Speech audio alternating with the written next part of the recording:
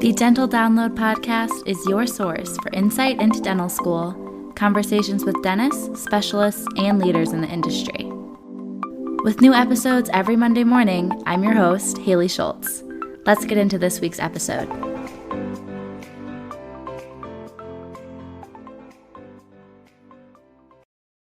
Want to make a podcast? Spotify's got a platform that lets you make one super easily and then distribute it everywhere and even earn money, all in one place for free. It's called Spotify for Podcasters. Here's how it works. Spotify for Podcasters lets you record and edit podcasts right away from your phone or computer, so no matter what your setup is like, you can start creating today. Then you can distribute your podcast to Spotify, but also everywhere else podcasts are heard. Video podcasts are also available, and you can earn money in a variety of ways, including ads and podcast subscriptions. Did I mention it is totally free, no catch? I've been using Spotify for Podcasters since the very beginning of my show, and now we're nearing our 200th episode, so I can definitely say it's an easy platform, and I've really loved using it. So be sure to download the Spotify for Podcasters app or go to www.spotify.com/podcasters to get started. Okay, hi everyone. So I have another guest here today. And Dr. Whitlock, could you just introduce yourself and tell everybody a little bit about your background? Sure. So my name is Dave Whitlock. I've been in practice since 2007, so that puts me at just over 16 years.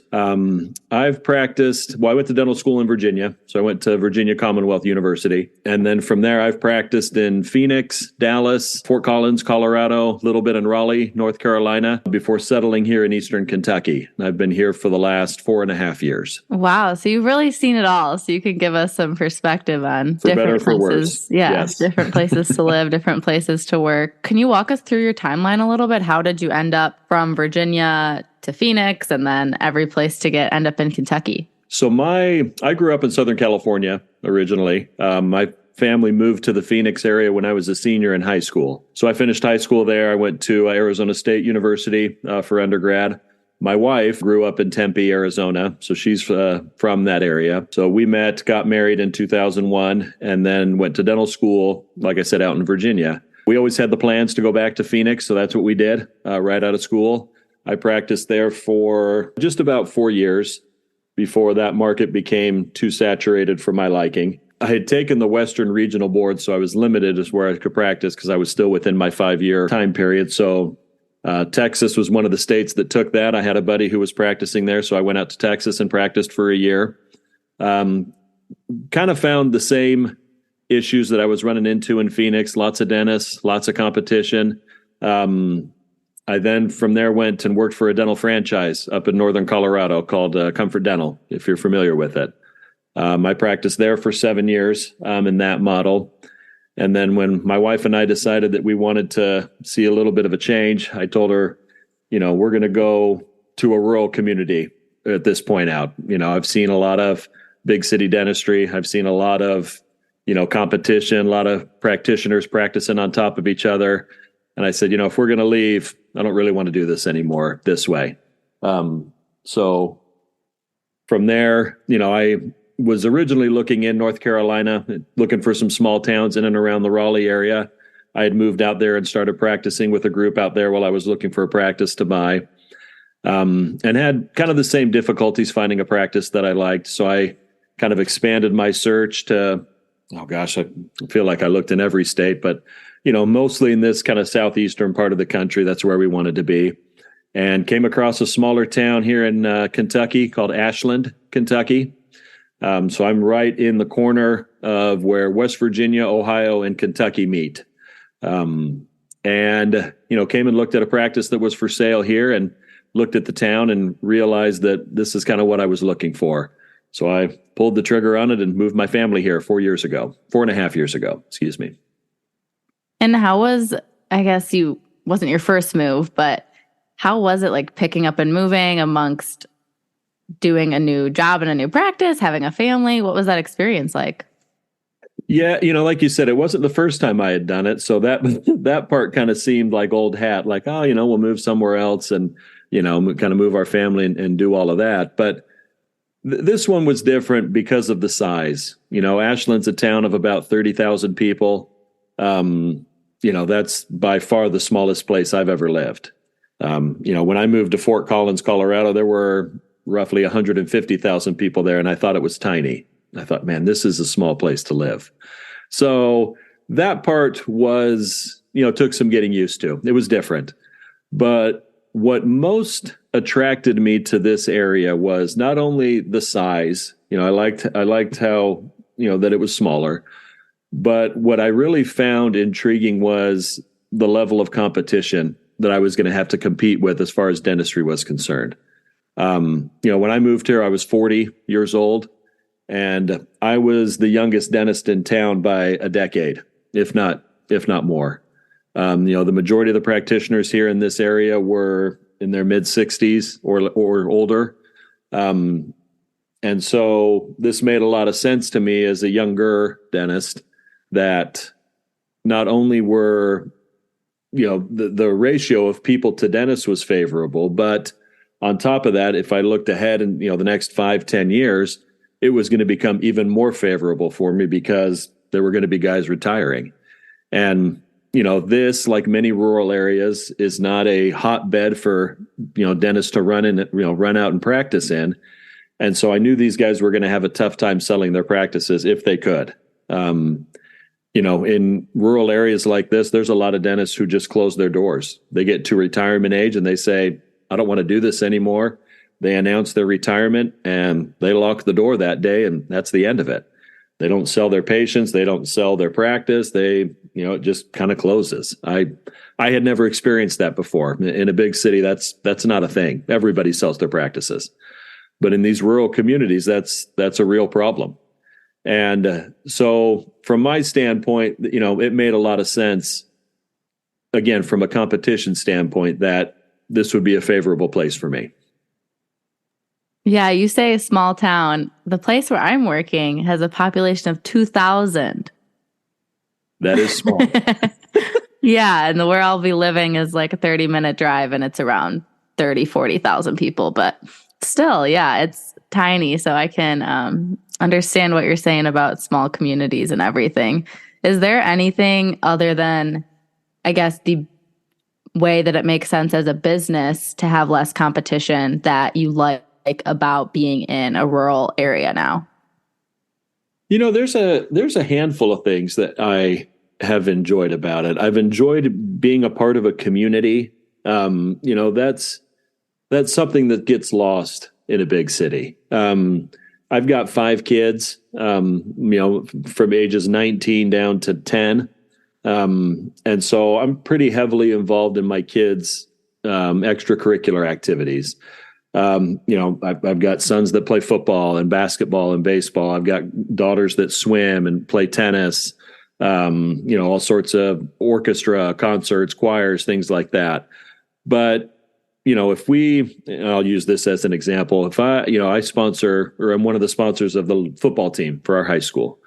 But I'm the only dentist that sponsors that football team.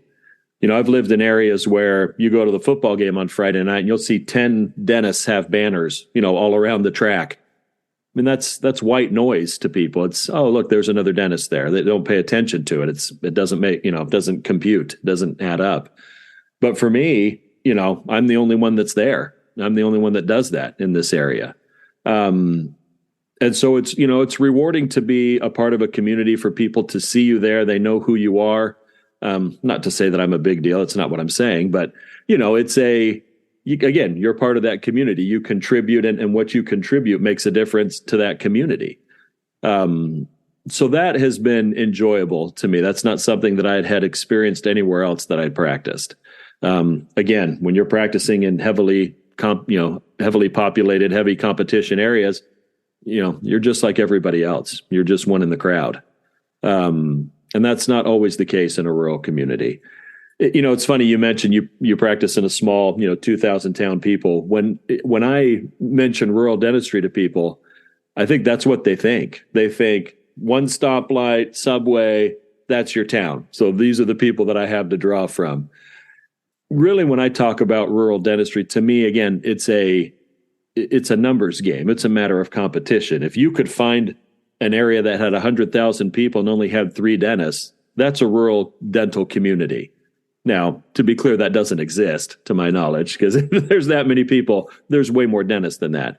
But that's kind of where I come from when I talk about, rural. I mean, my community is isolated. I'm 2 hours south of Columbus. I'm about 2 hours southeast of Cincinnati. Those are my two closest big cities. I'm about an hour and a half straight east of Lexington, Kentucky. So those are kind of the big metropolises where I live, or where you go if you want to go to Costco, for example, or whatever. So, sometimes it's geographic, that you're rural, that you're in an isolated spot.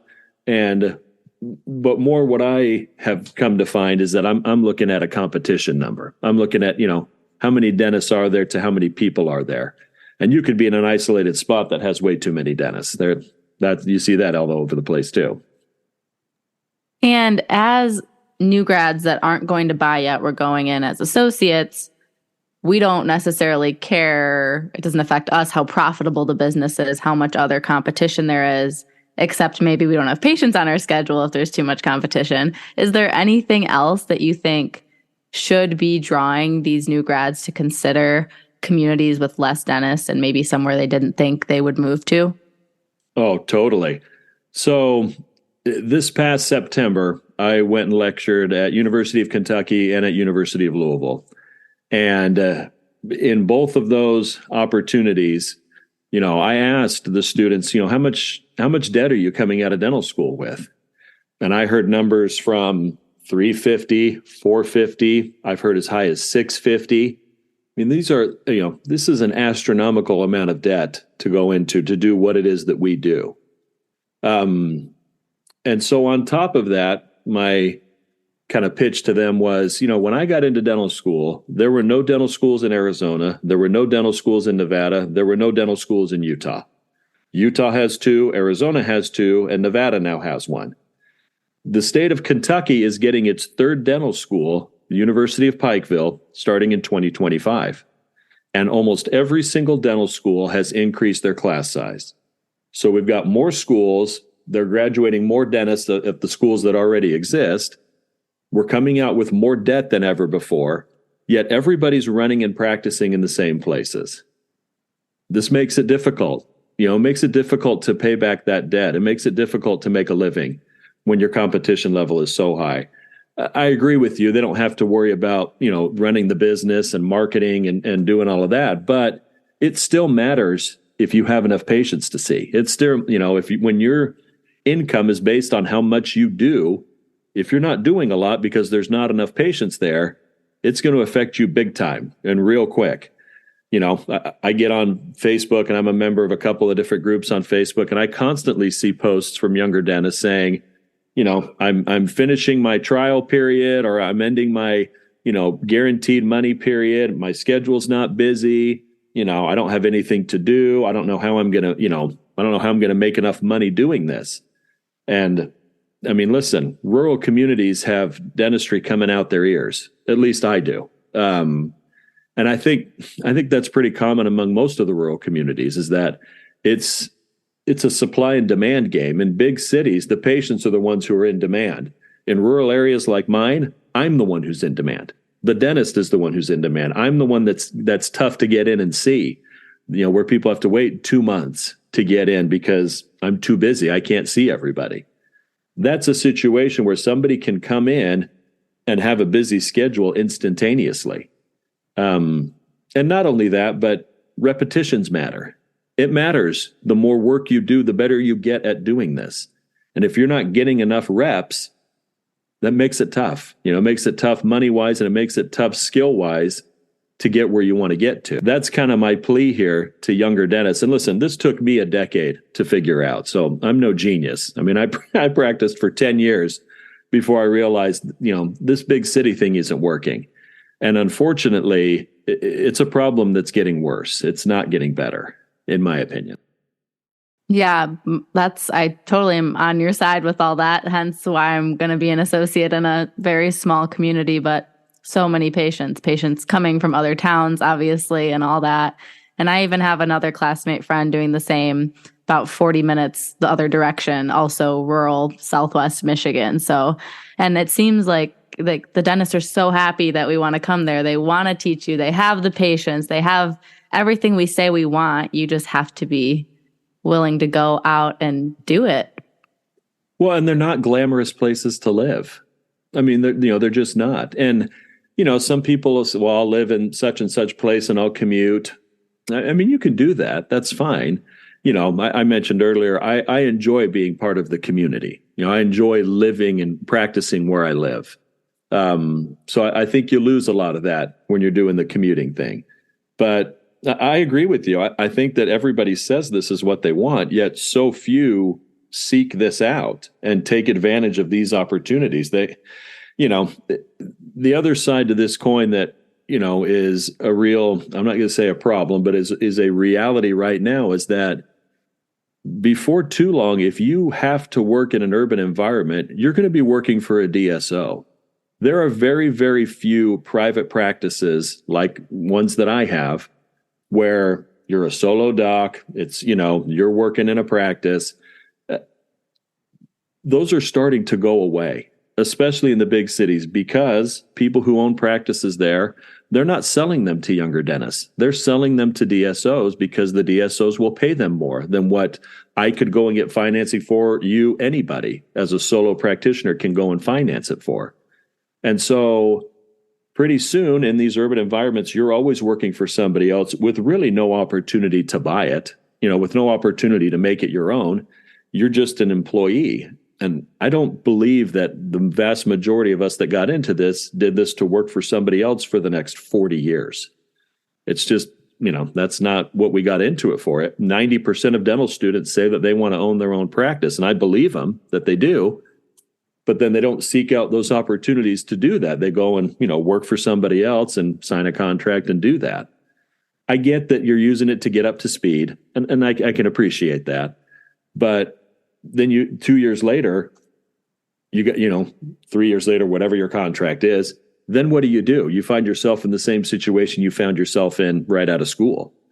And it's becoming increasingly difficult. The other part of that I don't think people think about is that when you're working for a DSO, you're more times than not, you're working evenings, you're working weekends. You're not working Monday through Thursday, 8 to 5. You're working a lot of hours because that's how they differentiate themselves. If you're the same as everybody else, there's one of two things you can do. You either become more available, why open up more than when other people do, and then everybody else does that, or you become the cheapest game in town. Well, I'm the cheapest dentist, so come and see me because, you won't have to spend as much money. Then everybody does the same thing, and then what? They're all staring at each other doing the same thing, fighting over 5 new patients a month. It's not feasible. It's not sustainable. At least that's been my experience. And I know you moved to Kentucky because you were purchasing that practice. Did you work with a broker or how did you do all these different offices you were considering? I did find it through a broker. If I'm being honest, I did not have a lot of good luck with brokers. In the past, I find that most brokers were, especially now, they have the DSOs on speed dial. So, if a practice becomes available, they're going to instantly call the person that they know wants to buy it and has the money to buy it. So people, again, like myself, a solo practitioner who's looking to buy a practice, if I'm being honest, I think they kind of humor us and let us look at it. But they know that they're not selling it to us. They're going to sell it to, such and such, DSO who they know is going to pay and is going to close quickly and gobble up that practice. That was my experience in North Carolina. That's why I didn't stay there. Every practice I looked at, there was somebody right behind me with deeper pockets that was buying that practice. And I was just, I don't know, like I said, I guess they were humoring me. That's what it felt like. So the brokers have kind of gone that way as well. That being said, you have to put in a lot of work if you want, to be honest, if you want to find a rural practice, you almost, I talked to a kid that was at Louisville and he had mentioned wanting to go back to Columbus. And I said, listen, I don't mean to burst your bubble here. I said, but there's a dental school there in Columbus that's churning out dentists every year. I said, you do know that. I said, there's a lot of dentists in Columbus. And he said, well, yeah, but I might be able to drive, like a half an hour outside of Columbus. I said, that's too easy. I said, everybody else is already doing that. That's an easy commute. Anybody will do that. I said, if I were you, I would take a map, draw a big line around Columbus as far out as you're comfortable going. I said, and then double it. And that's where you should look, because nobody's going to want to do that. That's where practices are that nobody wants to work. You have to do your homework. You have to look and see, here's an area that I like. How many dentists are there? I mean, again, you could have a quote unquote rural area that's got too many dentists. Then you say, there's too many people here. There's not enough people here to sustain this many dentists. I need to go find somewhere else.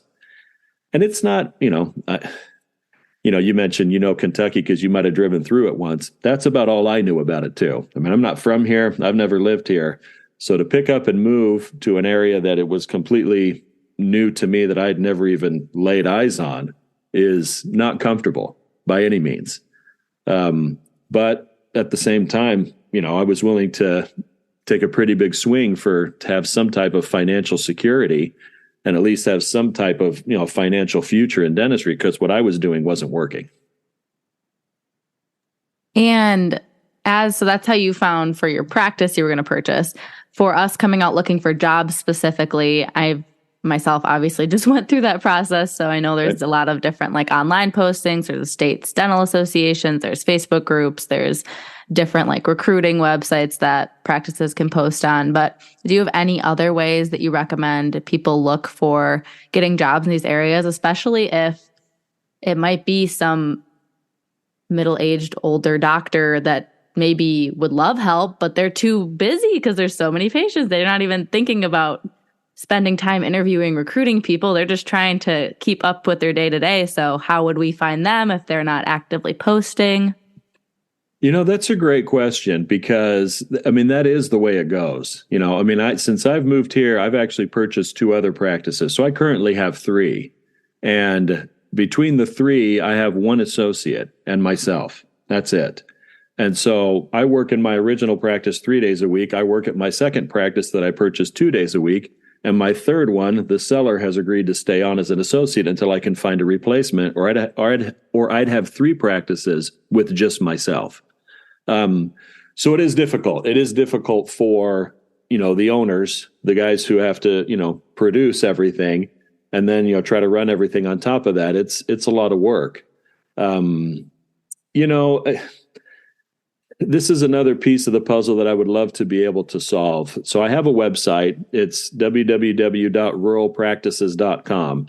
And it's a site where I've been posting just blog articles and some podcast interviews like the one I'm doing tonight, just about my, kind of my experience, my thoughts on rural dentistry and why this is something that I think a lot of dentists should strongly consider. And I would love to get to a point where I could reach out to some of these rural doctors and say, listen, I've got people looking on this site. They're interested in rural dentistry. If you're looking to sell your practice, this might be a spot where you can list your practice, and people who are kind of prepared, if you will, mentally to make that jump to a rural opportunity, this is kind of what they're looking for. Not so much just looking at any broker who's listing everything under the sun and seeing what they can find. But I agree with you. It's difficult. It's difficult because while you hear that these are the most, I don't want to say most sought after, because if they were the most sought after, then, this wouldn't be a problem.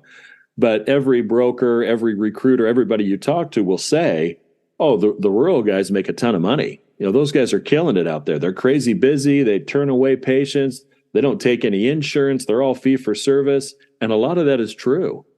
But they're difficult. They're difficult sells. They're difficult for brokers to try to convince younger dentists to go to, and they're going to have a much easier time saying, hey, why don't you go to Phoenix? And they're like, yeah, I'll go to Phoenix. That's easy. And so that's what they promote. That's what they do, because that's their transaction. That's the least amount of work for them. For them to try to list my practice and sell my practice to somebody is a ton of work for them. And it's usually not worth the amount of money that they're getting, at least in their minds. So from my standpoint, looking for associates, I figured out that I was going to have to do this. Nobody was going to look for me. I was going to have to figure out how to find associates. Hence the website, hence the podcasts. I'm trying to get this word out because not only do I need help, but I'm not unique. There's doctors like me all over this country that are looking for help, and whether they don't know where to find it or nobody knows where to find them. That's the disconnect that we have right now.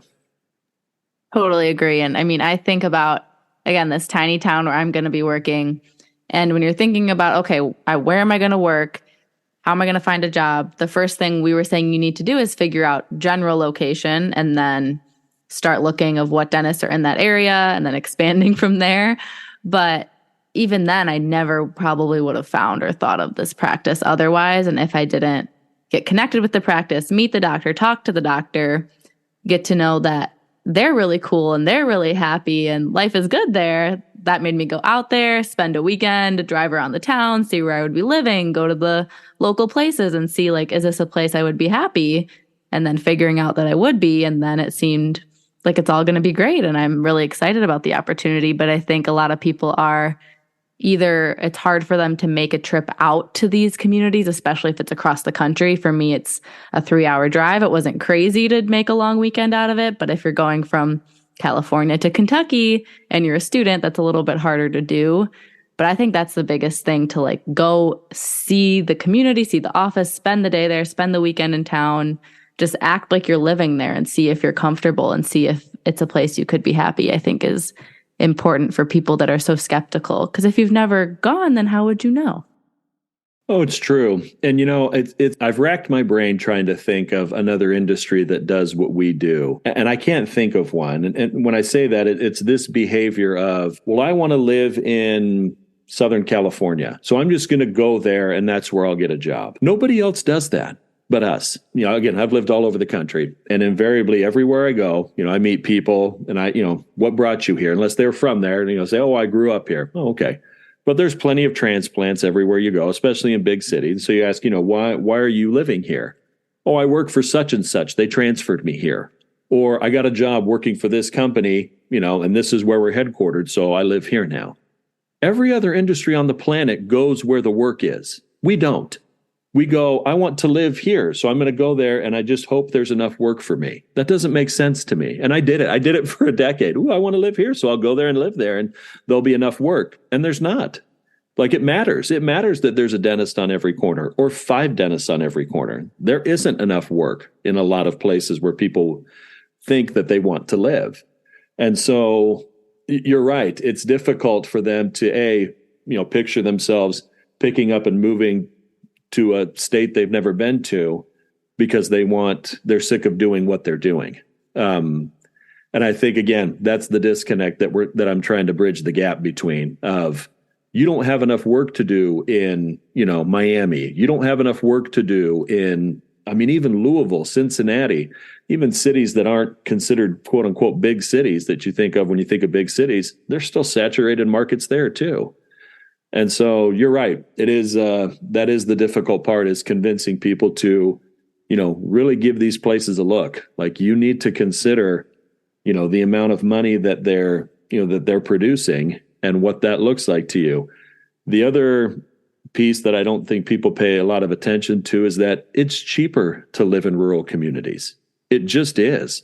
When I moved from Northern Colorado to Kentucky, I cut my mortgage in half for the same size house. That's thousands of dollars a month that I don't have to make to, pay to live there.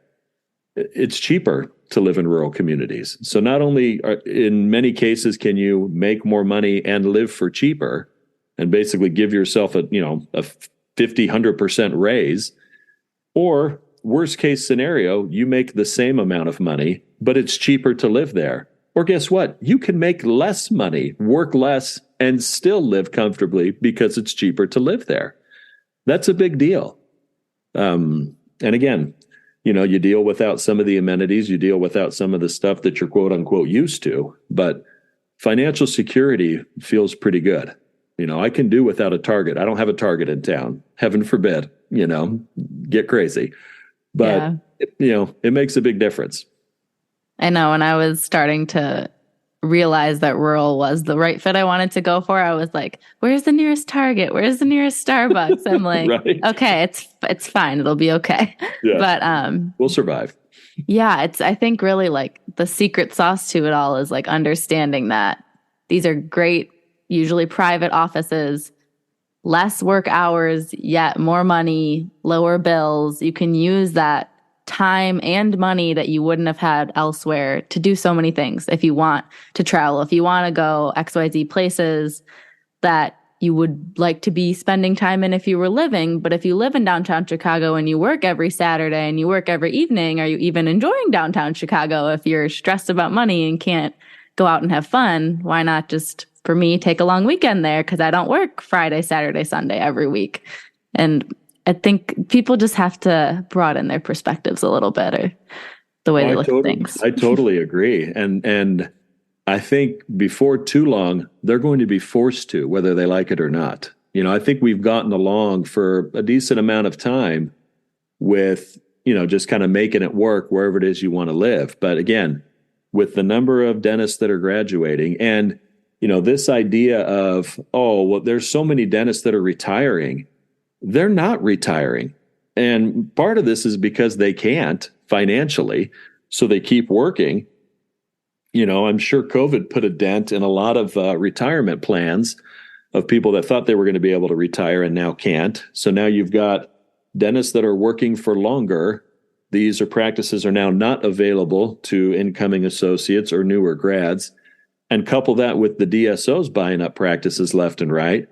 Where are the opportunities? These rural communities, the DSOs will get to the rural communities before too long. But it's kind of the last bastion. Like this is like the last frontier of practices that are available to people to purchase and run as their own before, the DSOs own everything. And I don't mean to be, I don't mean to sound like a, the sky is falling, it's the end of the world situation, but this is what's going on. This is not a secret. The DSOs are real and they're buying up practices faster than we can blink. Definitely. And I mean, we see it as students. They're trying really hard to get us to work for them. And you have to wonder, why do they have to try so hard? Something you think about sometimes, but. And they do. They make a lot of promises. You're going to make a ton of money, and you might make good money working for a DSO. I'm not saying that that's not possible, but it doesn't come with the trade. It doesn't come with the trade-off. Like I said, you're working weekends, you're working nights, you're working long hours. And, I didn't get into this to work on the weekend. That never even crossed my mind that, oh yeah, I'll be a dentist. I can work on Saturdays. How awesome is that? Like, there's no way. That's never crossed my mind that was a possibility. And I did that for 7 years where I worked nights, worked 12-hour days, worked on Saturdays. So I know what that looks like. I'm not just saying it because I know people have done it. I did it. I did that for a long time. So, that's really the challenge that younger dentists have right now is, yeah, you can come out of school and get a job at a DSO. That's easy. Anybody can do that. But, are you looking to do that for the next 30 years? I doubt it. And so knowing that you don't have an opportunity to buy into that and you're going to have to go somewhere else once you've decided that's enough for you, then where is that next step? And, as I've gone on podcasts, I've had people reach out to me through my website. I mean, I talked to 3 dentists last week that are in that same, and they're all over the country. I don't really, and the question is the same thing. I don't really know where to go from here. I don't want to keep doing this, but I don't really know what to do next. And that's tough. That's a tough place to be in. So we've covered a lot of good, I guess, anecdotes from your life and just advice and things for people to think about if they haven't considered rural dentistry. Do you have any closing thoughts or words of wisdom you want to leave to the soon-to-be dentists, which is a lot of my audience? Right. Well, I appreciate you giving me the platform. Like I said, it's something that I'm very passionate about because I've lived it. And, I would hate to see other people take a decade to figure out what it took me a decade to figure out, because it didn't come without a lot of headache and a lot of heartache, for sure. My only plea would be to, really consider it. I mean, everybody should look at a couple of rural opportunities before deciding to pull the trigger on that next contract, because there are opportunities where people are needed. There are opportunities where, you'll get the reps, you can make good money. They're cheaper places to live. There's really not a lot of downside to it. That's been my experience. Again, I think there's two giant misconceptions about rural dentistry. One is that every rural dentist is a Medicaid clinic and they're just, pulling teeth all day and they're not making any money. That's not true. And the second one is that rural patients can't pay for dentistry. And that also is absolutely not true. If a rural community is cheaper for me to live in, it's cheaper for everybody to live in. You'd be shocked how much discretionary income are in rural communities because they don't have a lot of things to spend their money on, if we're being honest. And so, the analogy that I use is that, I place implants. I've placed probably twice as many implants in the 4 years that I've practiced in Kentucky than in the previous 7 years in Colorado combined. So there's opportunities to do whatever kind of dentistry you want to do. There's patients that are willing to pay for it. And, when you're in a situation where you as the dentist are the one who's in demand, that's the goods. That's what you want to look for. If anybody listening to this has any questions, would like to reach out and talk about it, by all means, please go on my website, ruralpractices.com. Check out some of the articles, listen to some of the podcast interviews that I've done. You can reach out, send me a message through the website. I'll get back to you quickly. I mean, like I said, I'm happy to get on the phone and talk about it and see, kind of troubleshoot and talk through some of this stuff because it's coming. It's something that they should strongly consider. Well, awesome. Thank you so much for your time tonight. I appreciate it. Thank you. I appreciate you having me.